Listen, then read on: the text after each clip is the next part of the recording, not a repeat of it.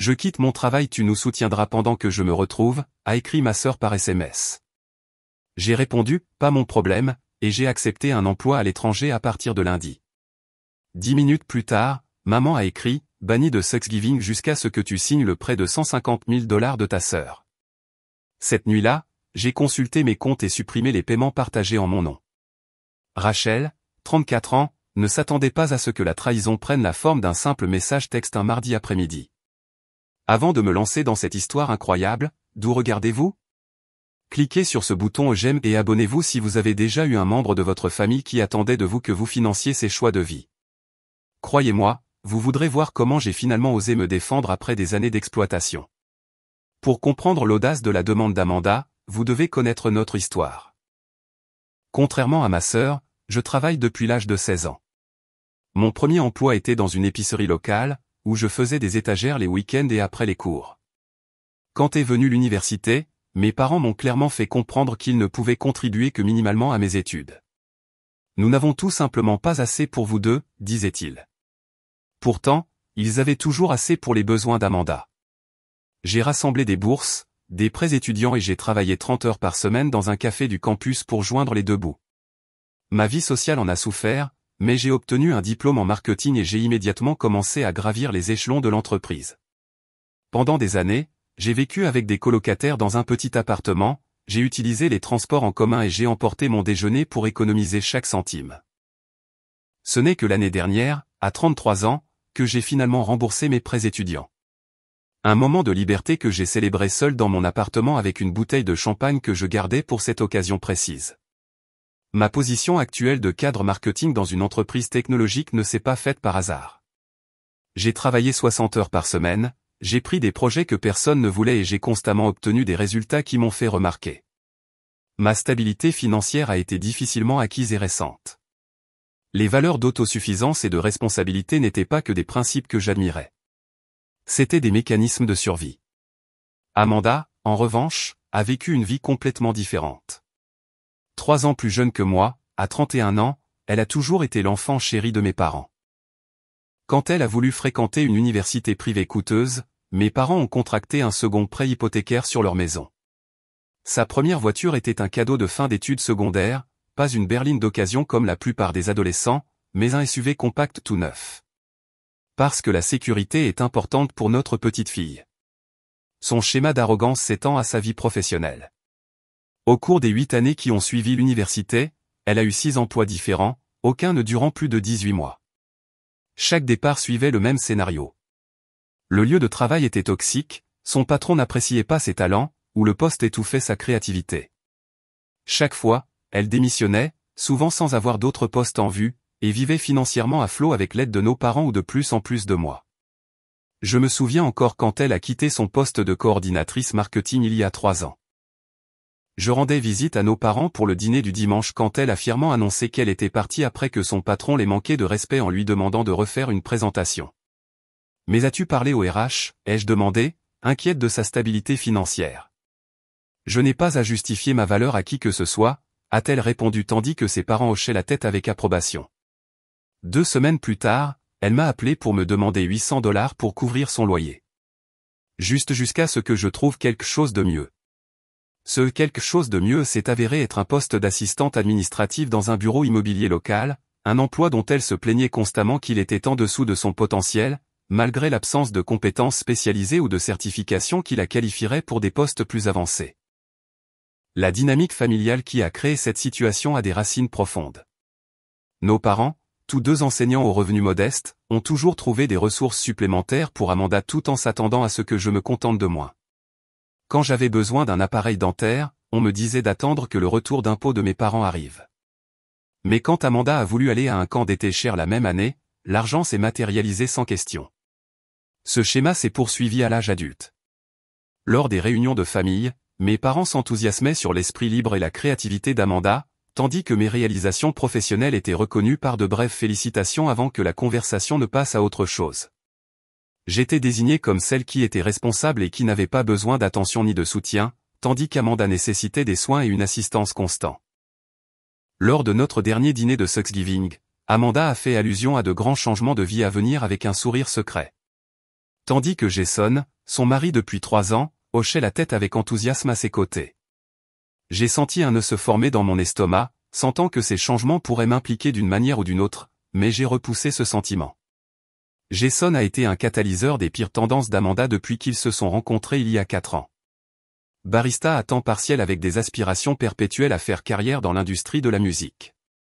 Il se contente parfaitement de vivre dans la maison qu'Amanda et ses parents les ont aidés à acheter comme cadeau de mariage avec un acompte substantiel. Sa contribution à leur ménage semble limitée à encourager le mécontentement d'Amanda à l'égard d'un travail normal. Le talent d'Amanda est gâché à répondre au téléphone, m'a-t-il dit une fois lors d'un barbecue familial, malgré le fait que son travail ne consistait guère plus que cela parce qu'elle n'avait jamais investi de temps dans le développement de compétences professionnelles. Au cours de la dernière année, les demandes de petits prêts du couple ont augmenté. D'abord, c'était $200 pour une réparation de voiture imprévue, puis $350 pour une facture de service public qu'ils avaient oublié de budgétiser. Plus récemment, $1 200 pour une opportunité unique dans une vie pour Jason de participer à un événement de réseautage musical à Nashville. Aucun de ces prêts n'a jamais été remboursé, malgré mes rappels de plus en plus directs. Chaque fois que j'évoquais le remboursement, Amanda avait l'air blessée. Nous sommes une famille. Je pensais que tu nous aidais, pas que tu tenais les comptes, disait-elle, me faisant sentir mesquine de même l'évoquer. Ou elle promettait de me rembourser dès que la carrière musicale de Jason décollerait, comme si son succès était inévitable plutôt qu'un rêve lointain qu'il poursuivait avec plus d'enthousiasme que de discipline. J'ai appris plus tard que Jason avait systématiquement renforcé la conviction d'Amanda que son travail la freinait.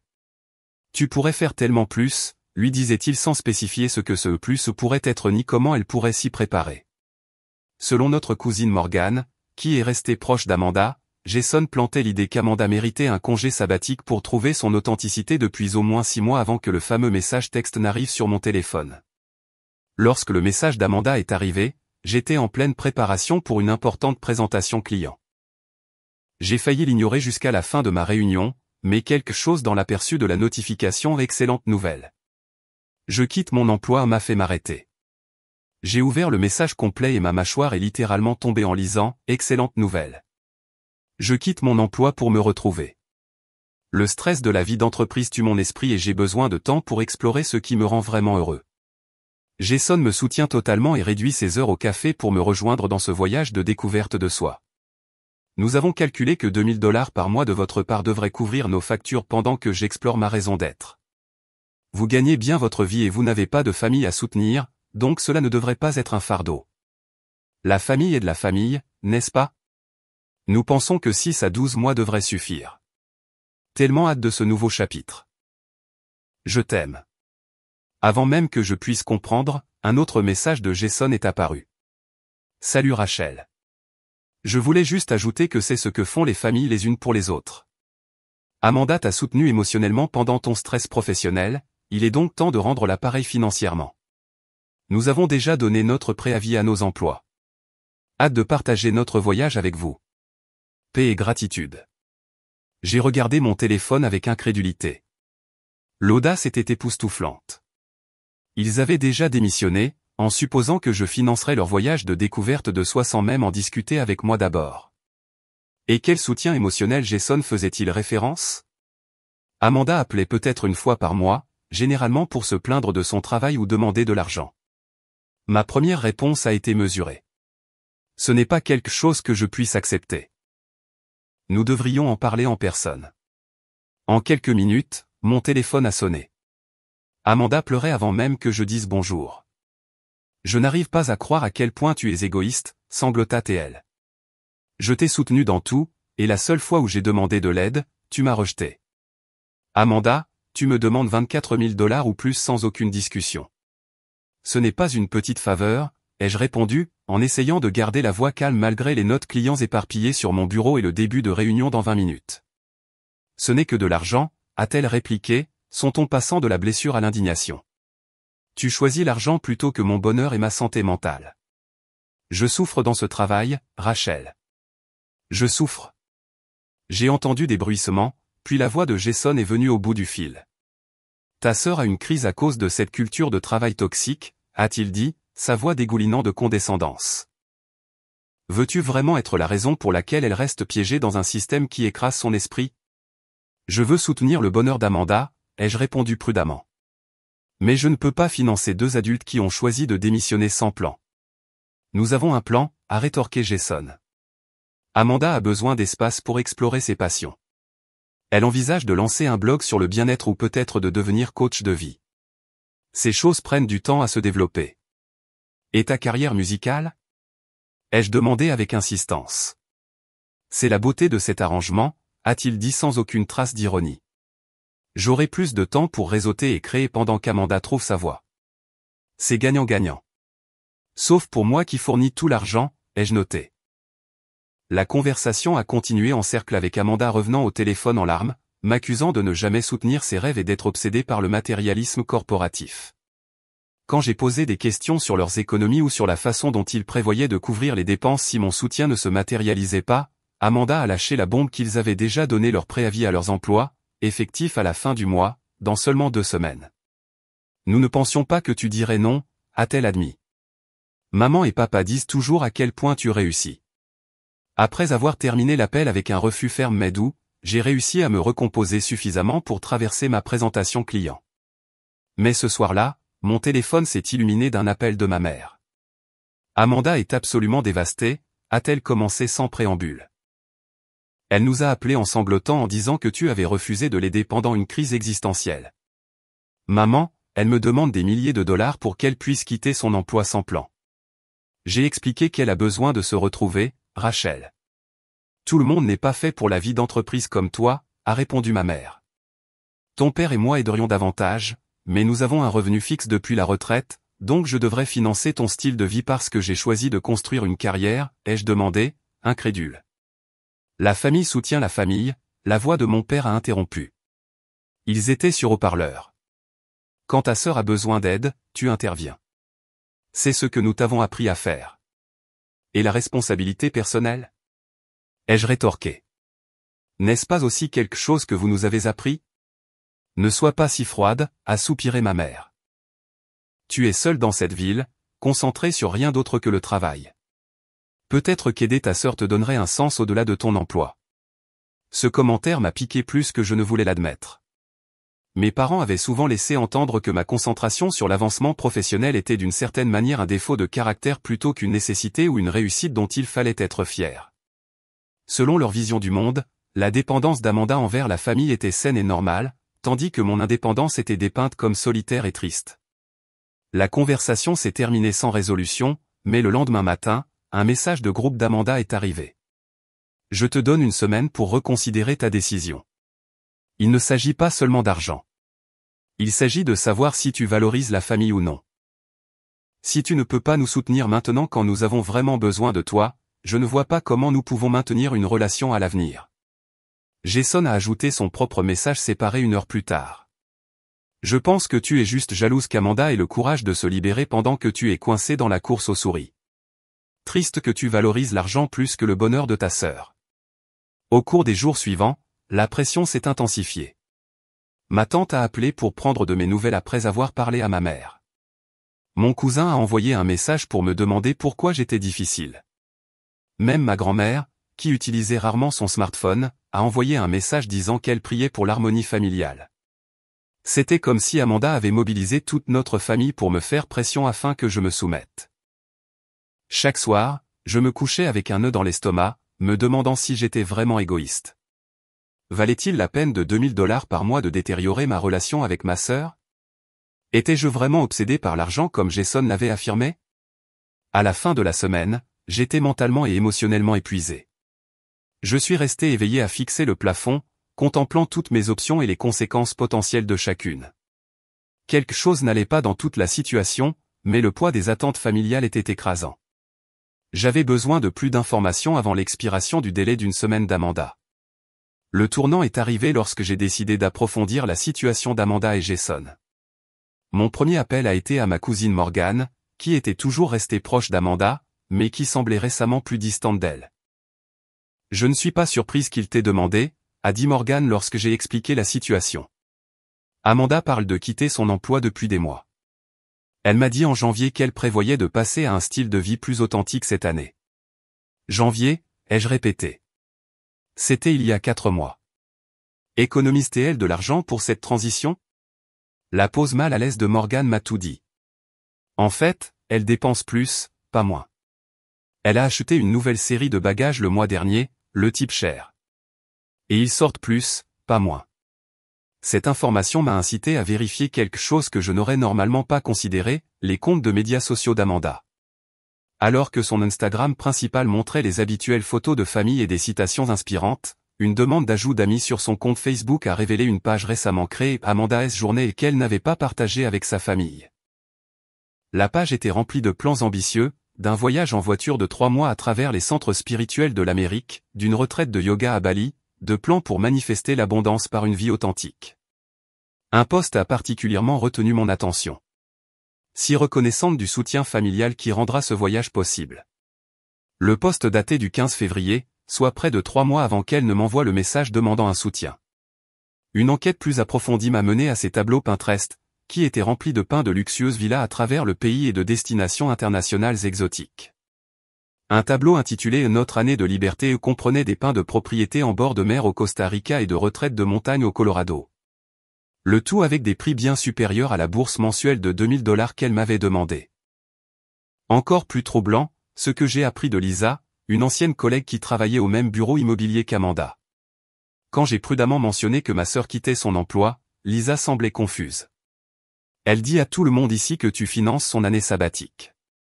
Elle planifie cela depuis longtemps. Elle nous a même montré l'itinéraire que tu l'as aidé à planifier. Je n'ai jamais accepté tout cela, ai-je clarifié, sentant ma poitrine se serrer. C'est bizarre, parce qu'elle a dit à tout le monde à l'happy hour la semaine dernière que tout était arrangé. Elle a même dit que tu étais jalouse qu'elle ait le courage d'échapper au 9 ou au 5. Les révélations financières étaient tout aussi troublantes. Je me suis assise un soir et j'ai calculé tous les prêts que j'avais accordés à Amanda et Jason au cours des 2 dernières années.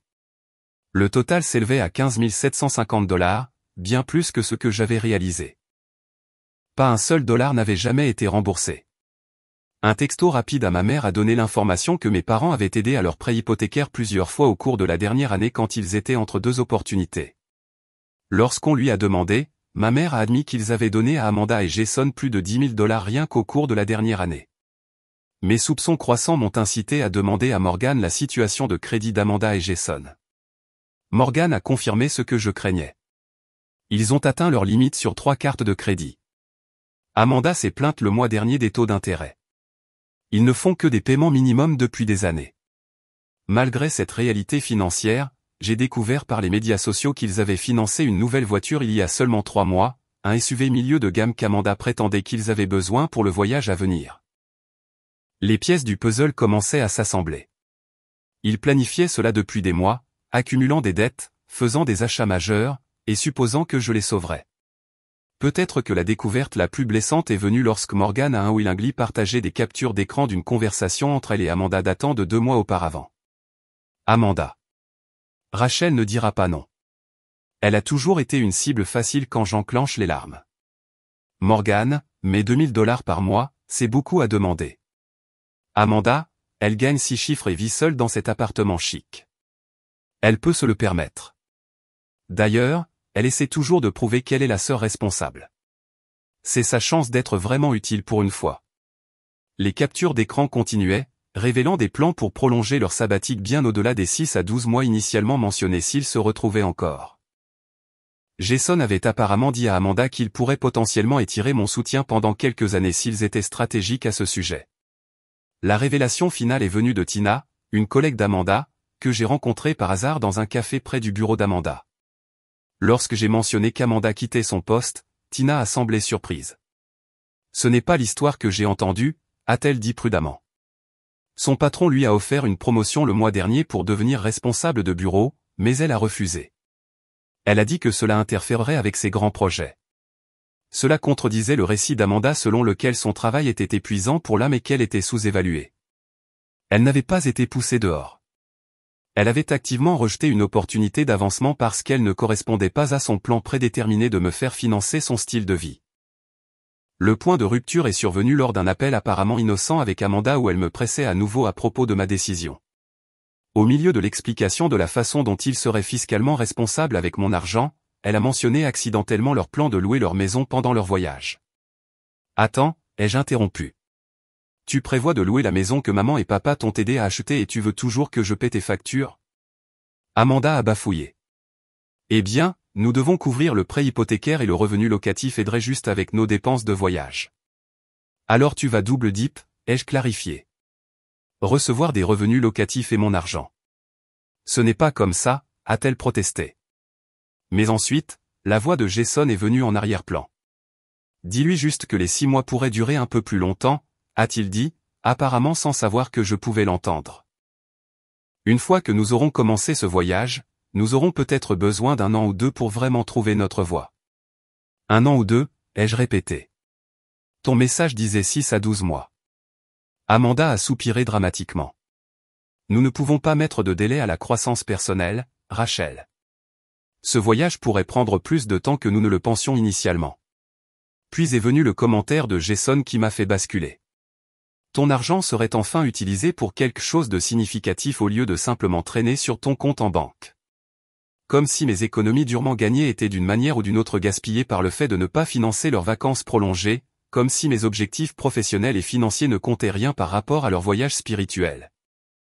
Je dois y aller, ai-je dit brusquement, mettant fin à l'appel avant de dire quelque chose que je pourrais regretter. Cette nuit-là, je suis resté éveillé à nouveau, mais cette fois avec de la clarté plutôt que de la confusion. Il ne s'agissait pas d'une famille qui est d'une famille. Il ne s'agissait pas de soutien émotionnel ou de santé mentale. Il s'agissait d'un plan calculé pour me manipuler, et cela était en préparation depuis des mois.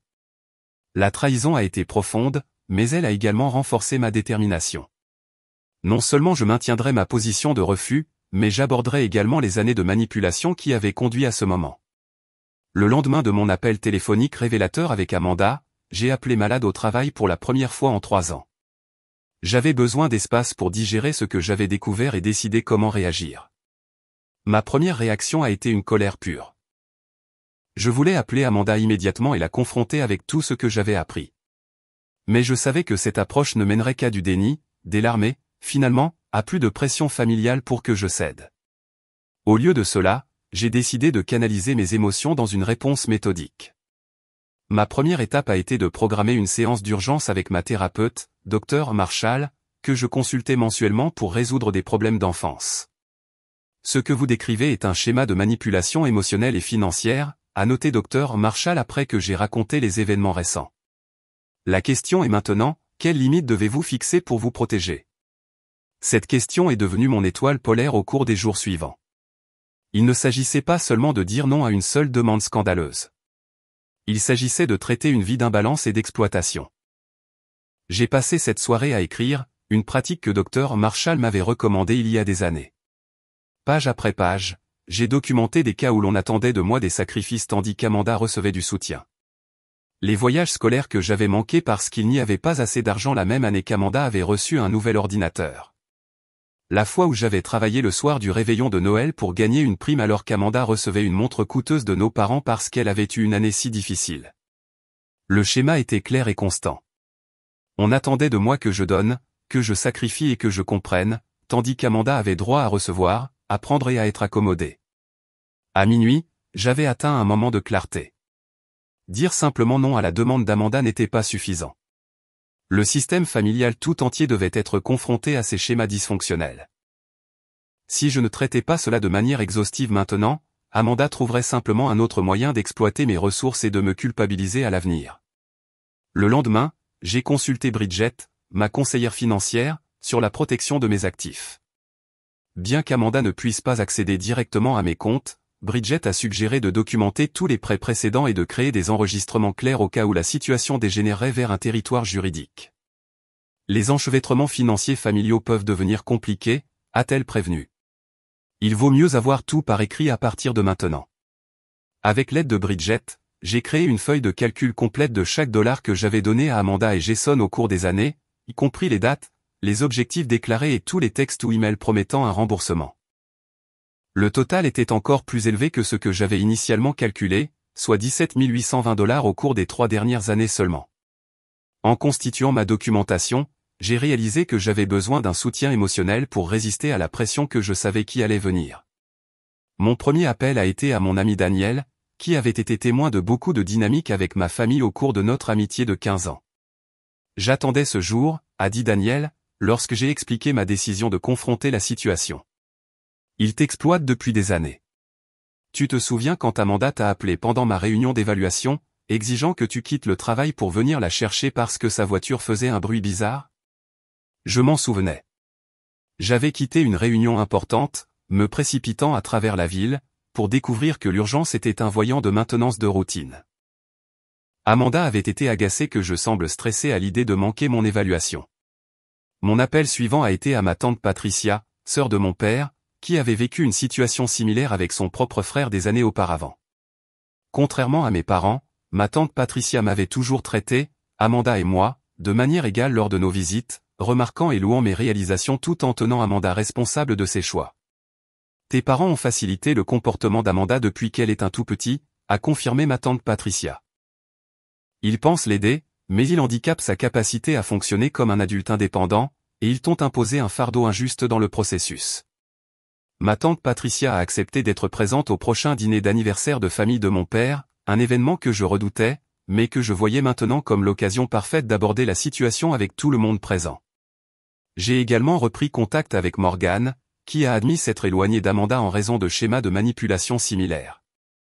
Elle s'attendait à ce que je fasse du babysitting sur un coup de tête, puis elle s'est fâchée quand j'ai demandé la même faveur, a expliqué Morgane. C'était toujours une rue à sens unique. Avec mon réseau de soutien en place, j'ai élaboré un plan en 3 parties pour aborder la situation. Premièrement, je compléterai ma documentation financière, créant des copies pour mes parents et Amanda. Les faits devaient être indéniables. Deuxièmement, je me préparerai à une confrontation publique mais respectueuse lors du dîner d'anniversaire de mon père, où toute la famille serait présente. Il ne s'agissait pas d'humilier Amanda, mais d'amener les dynamiques à la lumière où elles ne pouvaient être niées ni minimisées. Troisièmement, j'établirai des limites claires pour l'avenir, y compris une lettre formelle refusant le soutien financier et décrivant les conditions de toute relation future avec ma sœur et mon beau-frère. Anticipant les tactiques de manipulation émotionnelle d'Amanda, j'ai préparé des réponses aux scénarios probables. Si Amanda pleurait et m'accusait de ne pas me soucier d'elle, je me soucie profondément de toi, c'est pourquoi je ne peux pas continuer à faciliter des comportements qui finissent par te nuire. Si mes parents suggéraient que j'étais égoïste, j'ai contribué plus de 17 000 $ à Amanda et Jason au cours des 3 dernières années. Je ne suis pas réticente à aider. Je suis réticente à être exploitée. Si Jason m'accusait d'être matérialiste, travailler dur et être financièrement responsable n'est pas du matérialisme, c'est de l'âge adulte. Si des membres de la famille suggéraient que je réagissais de manière excessive, j'ai la documentation d'un schéma de comportement qui s'étend sur des années. Il ne s'agit pas d'une seule demande. Il s'agit d'une dynamique relationnelle qui doit changer. J'ai répété ces réponses avec Daniel, qui jouait à tour de rôle Amanda, Jason et mes parents. À la fin de notre séance d'entraînement, je me sentais plus confiante dans ma capacité à rester calme et claire même sous la pression émotionnelle. La dernière étape de la préparation a été la plus difficile, accepter que cette confrontation puisse endommager définitivement certaines relations familiales. Mes parents pourraient ne jamais comprendre ou soutenir pleinement ma position. Amanda pourrait choisir de me rejeter plutôt que d'accepter la responsabilité de ses actions. La famille élargie pourrait prendre parti, créant des dynamiques gênantes lors de futures réunions. Tu dois être préparé au pire scénario, a conseillé Dr Marshall lors de notre séance de suivi. Demande-toi, est-ce que le maintien de ces relations malsaines vaut le coup pour ta sécurité financière et ton bien-être émotionnel? Après mûre réflexion, j'ai déterminé que la perte potentielle de ces relations, aussi douloureuse soit-elle, était un risque acceptable par rapport à une vie d'exploitation et de ressentiment.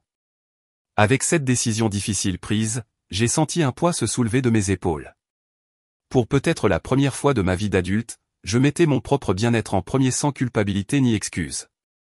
La veille du dîner d'anniversaire de mon père, j'ai finalisé ma documentation, imprimé des copies pour toutes les parties concernées et rédigé une lettre brève mais ferme refusant la demande de soutien d'Amanda et Jason. La lettre soulignait que ma décision ne visait pas un manque d'amour pour ma sœur, mais plutôt l'établissement de limites saines après des années d'aide financière à sens unique. Alors que je scellais les enveloppes contenant la documentation, j'ai ressenti un mélange d'anxiété et de résolution. La confrontation serait difficile, mais l'alternative, continuer le schéma d'exploitation, était inacceptable. J'étais préparé à tout ce qui allait arriver. Le dîner d'anniversaire de mon père était prévu à 19h dans son restaurant de steak préféré. Je suis arrivé 30 minutes en avance pour me composer et j'ai stratégiquement choisi une place qui me permettrait de m'adresser à toute la table.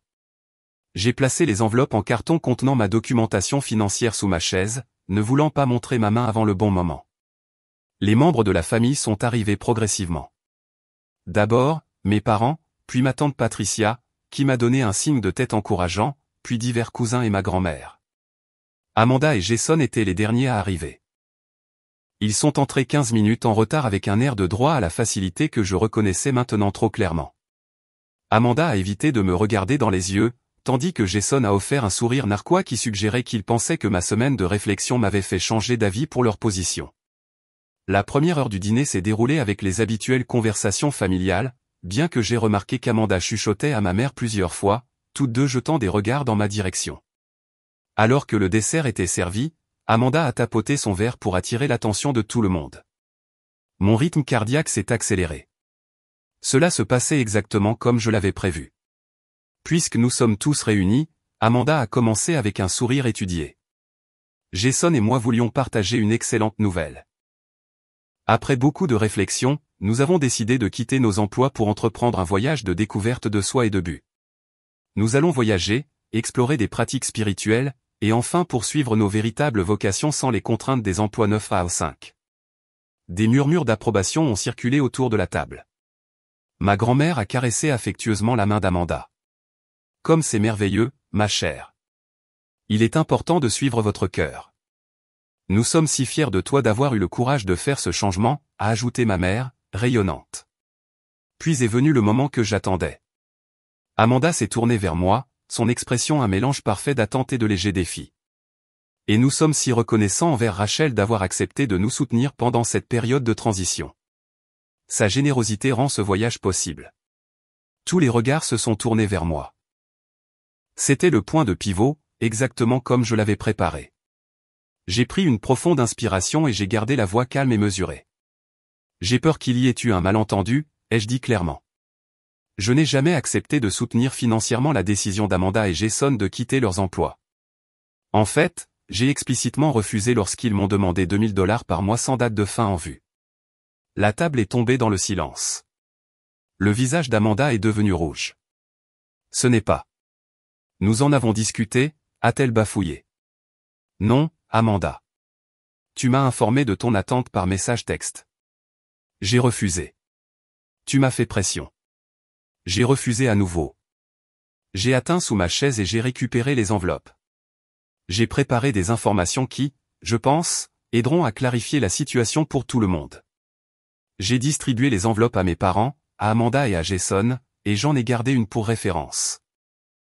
Ces documents montrent chaque prêt que j'ai accordé à Amanda et Jason au cours des 3 dernières années, totalisant près de $18 000. Aucun de ces prêts n'a été remboursé malgré de multiples promesses de le faire. Ma mère avait l'air alarmée. Rachel, ce n'est vraiment pas le moment ni le lieu. Je ne suis pas d'accord, ai-je interrompu doucement mais fermement. C'est exactement le bon moment et le bon endroit, puisqu'Amanda a choisi de faire une annonce publique basée sur une fausse prémisse. J'ai continué pendant que les membres de la famille commençaient à examiner les documents.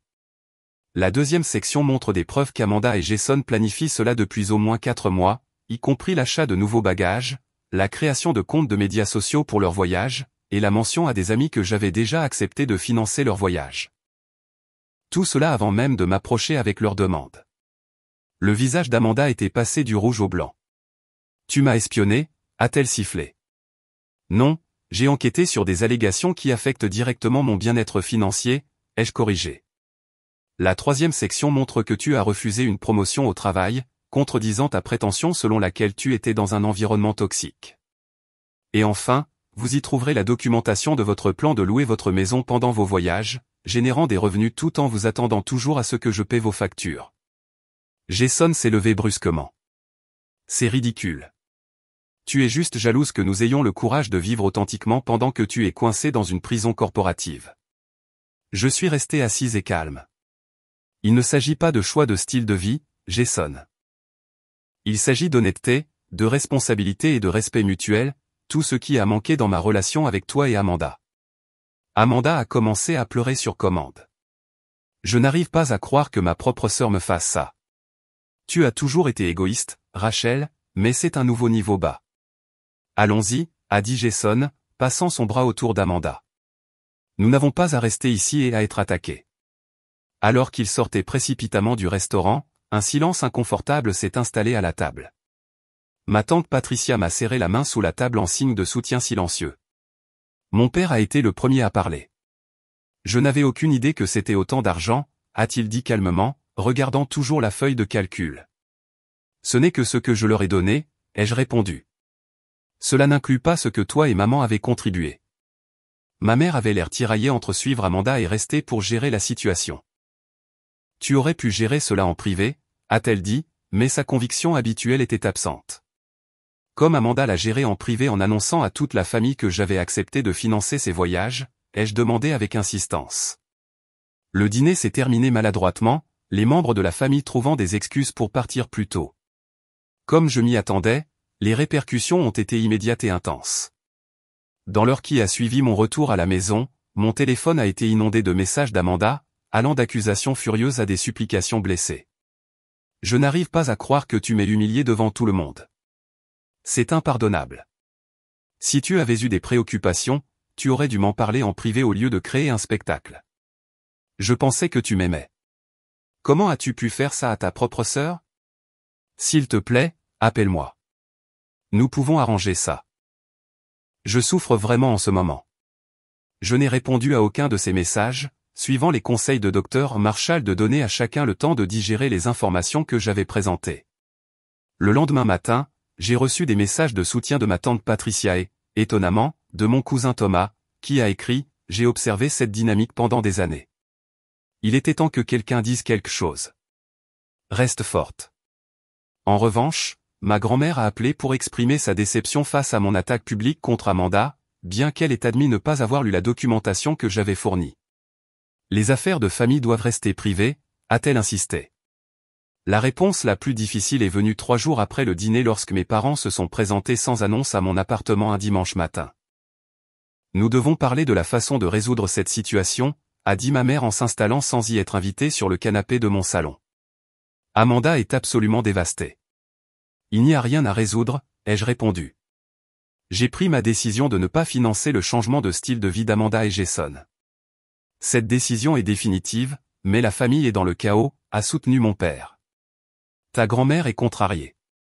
Amanda ne parle à personne, et la mère de Jason nous a appelés pour dire que tu avais conduit Amanda à la dépression. J'ai pris une profonde inspiration. Je comprends que ce soit inconfortable, mais la réaction d'Amanda et Jason à un refus n'est pas ma responsabilité de gérer.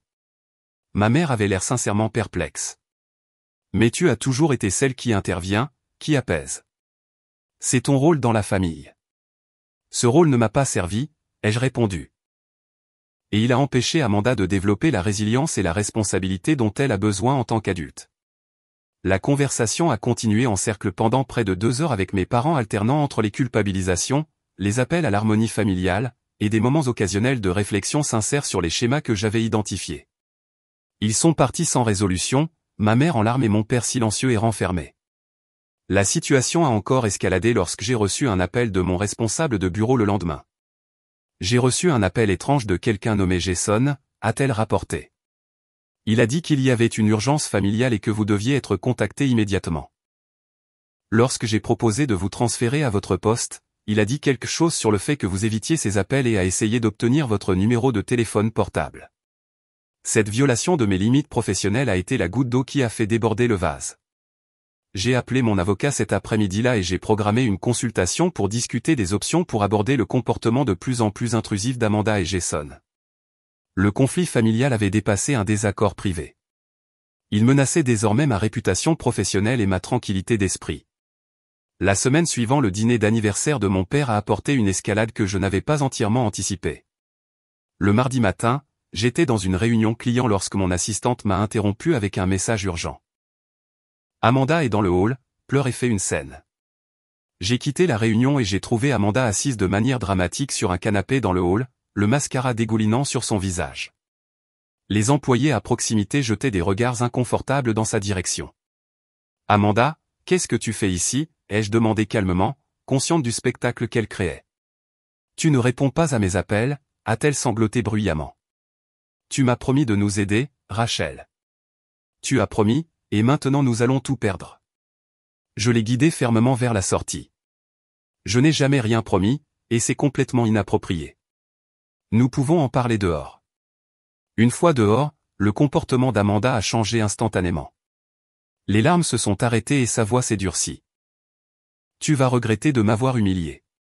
Tout le monde pense que tu es la fille parfaite, mais je vais m'assurer que la famille sache qui tu es vraiment.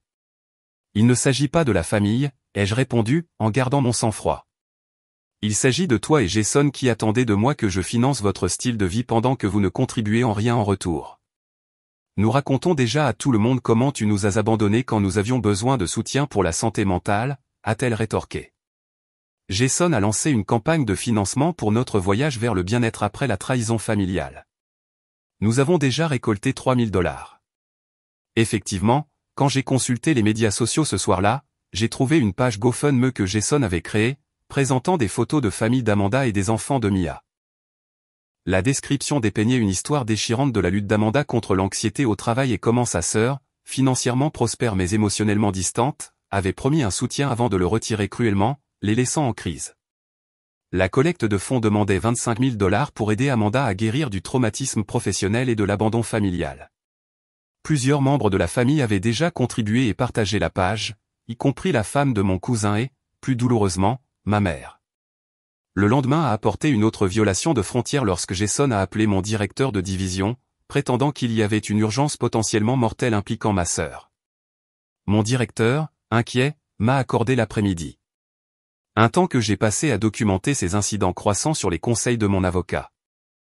Le développement le plus déconcertant est venu de ma tante Patricia, qui a appelé pour me prévenir qu'Amanda avait dit à des membres de la famille élargie que j'étais mentalement instable et que j'avais une crise due au stress du travail. Selon Amanda, mon comportement paranoïaque lors du dîner d'anniversaire de mon père était la preuve de ma détérioration mentale. Elle essaie de te discréditer, a averti ma tante Patricia. Si tout le monde pense que tu es instable, ils ne prendront pas tes preuves au sérieux. J'ai ressenti une colère froide que je n'avais jamais ressentie auparavant. Il ne s'agissait plus seulement d'argent. Amanda essayait activement de nuire à ma réputation et à ma carrière. La sœur avec qui j'avais grandi, malgré nos différences, tentait systématiquement de détruire des aspects de ma vie que j'avais travaillé dur à bâtir. Juste au moment où la situation semblait à son plus sombre, un allié inattendu est apparu. Mon père m'a appelé un soir pour me demander si nous pouvions nous rencontrer en privé pour un café le lendemain matin. Fatiguée mais curieuse, j'ai accepté. Quand nous nous sommes rencontrés dans un café tranquille près de mon appartement, mon père avait l'air plus âgé et plus fatigué que je ne l'avais jamais vu.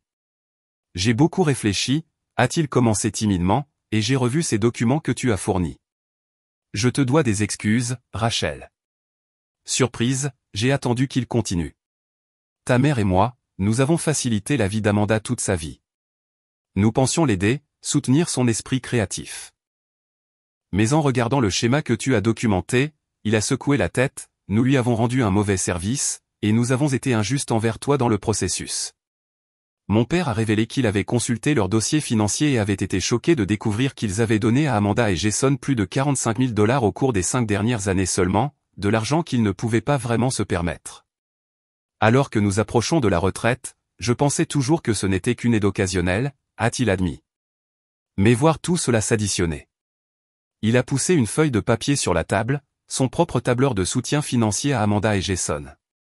Nous ne pouvons pas continuer à faire cela pour notre bien, mais aussi pour celui d'Amanda. Elle doit se tenir sur ses propres pieds. Pour la première fois de ma vie d'adulte, je me suis senti vraiment comprise par mon père. Il ne sera pas facile de changer ces schémas, l'ai-je averti. Amanda n'acceptera pas le changement sans se battre. Je sais, a-t-il hoché la tête d'un air sombre. Mais je suis prêt à aider à établir des limites. J'ai déjà parlé à un conseiller financier pour protéger nos fonds de retraite, et je vais parler à ta mère de notre approche pour l'avenir. Le soutien de mon père a été transformateur. L'avoir comme allié a non seulement validé ma position, mais m'a donné la force de faire face à ce qui allait arriver, ce qui est arrivé plus tôt que prévu. 2 jours plus tard, j'organisais une importante réception client dans une galerie locale lorsqu'Amanda est apparue à l'entrée. Avant que la sécurité ne puisse l'intercepter, Elle a marché directement vers là où je parlais au PDG client et a interrompu bruyamment. J'ai besoin de parler à ma sœur tout de suite, a-t-elle annoncé. Elle a abandonné notre famille en temps de crise. La salle est tombée dans le silence. Le PDG avait l'air mal à l'aise et d'autres clients se sont retournés pour la regarder. J'ai maintenu mon sang-froid professionnel et j'ai souri d'excuses au PDG. Voudriez-vous m'excuser une minute? Je dois régler cette affaire personnelle. J'ai guidé Amanda fermement vers un coin privé de la galerie. Tu dois partir immédiatement, ai-je dit d'une voix basse et contrôlée. Pas avant que tu expliques pourquoi tu détruis notre famille, a-t-elle répondu assez fort pour que les invités à proximité l'entendent. Nous avions besoin de toi, Rachel. Tu as tout cet argent et ce succès et tu ne peux même pas aider ta propre sœur quand elle souffre. La sécurité s'est approchée et j'ai hoché la tête pour indiquer qu'il devait rester à proximité. Amanda, tu es à mon événement professionnel. Si tu ne pars pas volontairement, la sécurité te raccompagnera dehors. Est-ce vraiment comme ça que tu veux que cela se passe? Vas-y, a-t-elle défié. Prouve à tout le monde que tu te soucies plus de ta précieuse carrière que de ta propre famille. J'ai fait signe à la sécurité, qui s'est approchée d'Amanda professionnellement. Madame, nous avons besoin que vous veniez avec nous, s'il vous plaît. Alors qu'il la raccompagnait vers la sortie, Amanda a crié, demande-lui quel genre de personne refuse d'aider le parcours de santé mentale de sa sœur. Demande-lui pourquoi elle préférerait voir sa famille souffrir plutôt que de partager sa richesse. Après qu'Amanda ait été expulsée, j'ai brièvement pris la parole devant la salle. Je m'excuse pour l'interruption. Malheureusement, parfois les limites personnelles doivent être maintenues même avec la famille. Maintenant, continuons notre discussion sur la nouvelle campagne. Le PDG m'a regardé avec un respect renouvelé. Gérée comme une vraie professionnelle, a-t-elle commenté calmement. Plus tard dans la soirée, j'ai reçu un message d'Amanda menaçant de conséquences pour avoir été expulsée de la galerie. Cette dernière escalade, survenue après les perturbations au travail et la campagne sur les médias sociaux, m'a poussé à prendre des mesures plus formelles. Le lendemain matin, j'ai rencontré mon avocat qui m'a conseillé d'envoyer une lettre de mise en demeure à Amanda et Jason documentant le schéma de harcèlement et les perturbations au travail. Nous avons également commencé à préparer des documents pour une potentielle ordonnance restrictive si le comportement se poursuivait. J'ai autorisé mon avocat à envoyer une lettre formelle décrivant toutes les instances de harcèlement, les fausses allégations faites sur la page de financement, et les perturbations au travail avec une déclaration claire que toute action ultérieure de ce type entraînerait des conséquences juridiques. De plus, j'ai travaillé avec un spécialiste financier pour créer un audit formel de tous les prêts accordés à Amanda et Jason avec une demande de remboursement ou un plan de paiement structuré. Bien que je ne m'attendais pas à récupérer l'argent, la documentation formelle établissait qu'il s'agissait bien de prêts, et non de cadeaux, contredisant le récit d'Amanda. Enfin, j'ai rédigé une déclaration claire pour les membres de la famille clarifiant ma position, les preuves la soutenant, et ma demande qu'ils ne servent pas d'intermédiaire dans ce conflit. J'ai envoyé cela uniquement aux membres de la famille qui m'avaient directement contacté à propos de la situation, en précisant que, bien que je valorise notre relation, je ne discuterai plus des demandes financières d'Amanda. Avec ces protections en place, j'ai attendu la réponse d'Amanda à la lettre de mise en demeure, incertaine si cela intensifierait davantage le conflit ou établirait enfin les limites dont j'avais besoin. L'attente était difficile, mais pour la première fois dans cette épreuve, j'ai eu l'impression d'avoir repris le contrôle de la situation.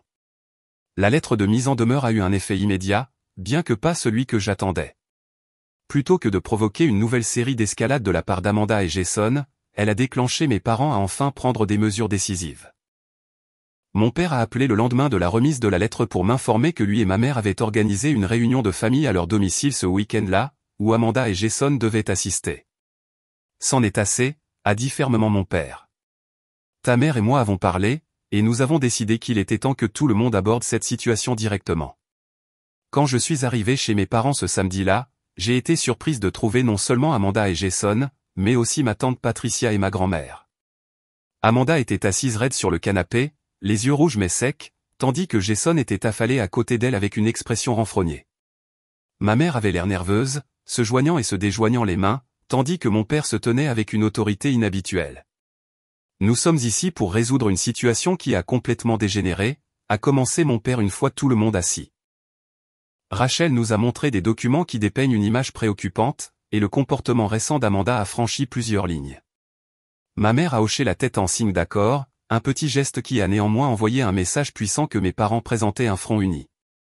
Avec l'encouragement de mon père, j'ai calmement présenté les preuves que j'avais compilées, la chronologie de la planification d'Amanda et Jason, les prêts jamais remboursés, la campagne de financement avec de fausses allégations, et les perturbations au travail. J'ai parlé factuellement sans accusation ni émotion, laissant les preuves parler d'elles-mêmes. Quand j'ai eu fini, il y a eu un long silence. Puis, à ma grande stupeur, mon père a pris la parole avec une fermeté que je ne lui avais rarement entendue. « Ta mère et moi avons facilité ce comportement trop longtemps », a-t-il dit, regardant directement Amanda. « Nous pensions t'aider, mais nous t'avons en fait empêché de développer ton indépendance et ta responsabilité. Cela prend fin aujourd'hui. » Amanda a commencé à protester, mais mon père a levé la main. « Laisse-moi finir. Nous avons additionné ce que nous t'avons donné, à toi et Jason, au cours des 5 dernières années. C'est plus de 45 000 $, de l'argent qui aurait dû aller à notre retraite. Nous ne pouvons pas continuer ce schéma, ni pour nous, ni pour toi. » Ma mère, bien que visiblement mal à l'aise, a hoché la tête en signe d'accord. « Nous t'aimons, Amanda. Cela ne changera jamais. Mais t'aimer ne signifie pas financer un style de vie que tu n'as pas gagné. » Le visage d'Amanda s'est effondré, et pour la première fois, j'ai vu des larmes qui ne semblaient pas calculées pour les faits. « Mais qu'est-ce que nous sommes censés faire ?» a-t-elle demandé, sa voix petite. « Nous avons déjà quitté nos emplois. Vous devrez trouver de nouveaux emplois, a simplement répondu mon père. Et vous devrez vivre selon vos moyens, comme tout le monde. » Jason a commencé à objecter, mais ma grand-mère, qui avait observé en silence, l'a interrompu. « Jeune homme, je suis restée assise et j'ai observé cette situation se dérouler, et je dois des excuses à Rachel. J'ai été trop rapide pour juger sans connaître les faits. Elle s'est tournée vers moi avec un remords sincère dans les yeux. Je suis désolé, ma chère. Tu as raison de tenir bon. » Amanda s'est effondrée complètement alors. Pas de la manière théâtrale que j'avais vue tant de fois auparavant, mais avec de vrais sanglots qui secouaient son corps. « Je ne sais pas comment les choses ont dérapé à ce point », a-t-elle réussi entre 2 respirations. « Je pensais juste que tout le monde m'aidait toujours. Je ne pensais pas que c'était mal de l'attendre. » À ce moment-là, j'ai ressenti un mélange complexe d'émotions. La validation certainement, mais aussi une vague surprenante de compassion pour ma sœur. Elle avait été façonnée par la même dynamique familiale qui m'avait forcé à l'autosuffisance. Nous avions toutes deux été endommagées par cela, juste de différentes manières. La collecte de fonds sera immédiatement supprimée, a dit fermement mon père à Jason, qui a hoché la tête sans croiser le regard de personne. Et vous publierez des excuses publiques pour les fausses allégations faites à propos de Rachel. Jason a commencé à protester, mais s'est tu lorsqu'Amanda a posé une main sur son bras. Nous le ferons, a-t-elle dit calmement. Je suis désolé, Rachel. Vraiment. La réunion s'est conclue avec mes parents décrivant une nouvelle approche du soutien familial. Ils aideraient Amanda et Jason avec des ressources de recherche d'emploi et une aide à la rédaction de CV, mais aucun soutien financier direct. Toute aide financière future serait formalisée sous forme de prêt avec des conditions de remboursement claires. Le plus important, je ne devrais pas contribuer financièrement aux besoins d'Amanda, une limite que mes parents ont explicitement approuvée. Dans les semaines qui ont suivi, la transformation de ma dynamique familiale a été remarquable. La collecte de fonds a été supprimée et Jason a posté des excuses brèves mais claires reconnaissant que leurs affirmations avaient été émotionnelles et inexactes. Amanda, après une certaine résistance initiale, a trouvé un nouveau poste administratif dans un autre bureau immobilier avec une rémunération légèrement supérieure à son emploi précédent. Mes parents ont tenu leur engagement de changement. Quand Amanda a appelé pour demander de l'aide pour une réparation de voiture le mois suivant, ma mère l'a gentiment redirigée vers des plans de paiement avec le mécanicien plutôt que de proposer de la couvrir. C'était un petit moment, mais il représentait un changement significatif dans leur approche. Ma relation avec mes parents s'est améliorée d'une manière que je n'avais pas anticipée. Mon père a commencé à poser des questions sur ma carrière avec un intérêt sincère plutôt que de la rejeter comme un stress corporatif. Ma mère, bien qu'elle ait eu plus de mal avec les changements, a fait des efforts visibles pour reconnaître mes réalisations et respecter mes limites. Peut-être le plus surprenant a été le changement progressif chez Amanda elle-même. 3 mois après la réunion de famille, elle m'a invité à déjeuner, c'était son invitation, a-t-elle souligné. Autour de sandwichs dans un café modeste, elle a parlé avec une conscience de soi que je n'avais jamais entendue d'elle auparavant. J'ai beaucoup réfléchi, a-t-elle dit, remuant son thé glacé. Et un peu de thérapie aussi, a insisté papa. Et pour une fois, je pense qu'il avait raison. Elle m'a regardé avec des yeux clairs. J'ai été privilégié toute ma vie. Je ne l'avais jamais vu auparavant parce que tout le monde me donnait toujours ce que je voulais. Mais ce n'est pas comme ça que le monde réel fonctionne, n'est-ce pas? Non, ai-je convenu doucement. Ça ne l'est pas. Je ne serai jamais comme toi, Rachel. Elle a continué, la course corporative, l'ambition, ce n'est pas moi. Mais je dois me tenir sur mes propres pieds. J'apprends ça maintenant. 1 an après le message texte qui avait tout déclenché, la transformation de ma famille était remarquable. Amanda travaillait toujours dans le bureau immobilier et avait récemment été promue coordinatrice de transactions, un poste dont elle était fière plutôt que de le rejeter comme étant en dessous de son potentiel. Jason, après plusieurs faux départs, avait obtenu un poste à temps plein d'ingénieur audio dans un studio local. Pas ses rêves de rockstar, mais une carrière légitime dans la musique qui payait les factures. Mes parents avaient commencé à travailler avec un conseiller financier pour reconstituer leurs économies de retraite, et mon père avait développé un nouveau hobby, le travail du bois, qui lui donnait un but au-delà de faciliter la dernière crise d'Amanda. Ma mère glissait encore occasionnellement dans ses anciens schémas d'excuses pour Amanda, mais se reprenait la plupart du temps. Quant à ma relation avec Amanda, nous faisions de petits pas prudents vers la reconstruction de la confiance. L'intimité émotionnelle que nous avions partagée enfant avait disparu, peut-être de façon permanente, mais à sa place, une relation plus mature basée sur le respect mutuel plutôt que sur l'exploitation était en train de se développer. Le changement le plus profond, cependant, fut en moi. Je ne me sentais plus coupable de mon succès ni responsable de résoudre les problèmes de tout le monde. J'avais appris à fixer des limites sans excuses et à reconnaître la manipulation pour ce qu'elle était. Les leçons difficiles de cette expérience m'avaient transformé de la réparatrice désignée de la famille en une personne qui valorisait son propre bien-être à côté des autres.